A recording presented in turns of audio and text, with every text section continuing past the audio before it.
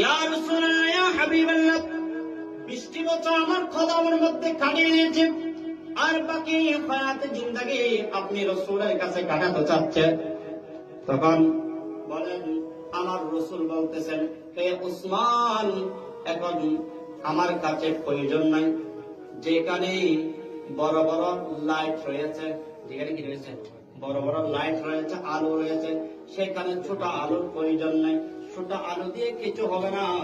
যেখানে বড় একটা 120 ওয়াট লাইট রয়েছে, সেখানে 5 ওয়াট লাইট দিয়ে কিছু হবে না, লাভ হবে না। এখানে আলোকিত আছে, এখানে ইসলামের প্রচার প্রসার আছে, ইসলাম সম্বন্ধে সবাই জানে, ইসলাম সম্বন্ধে সবাই অবগত আছে। এখানে যা কিছু করার প্রয়োজন আমি রাসূল করব, আমি রাসূল করব। এই কথা যখন বললেন, তখন সাথে সাথে চলে গেলেন উসমান হারুনি এবং মুঈনুদ্দিন চিশতিকে বসাই দিয়ে চলে গেলেন। চলে যাওয়ার পরে এরপরের দিন 1 দিন গেল, 2 দিন গেল, 3 দিন গেল।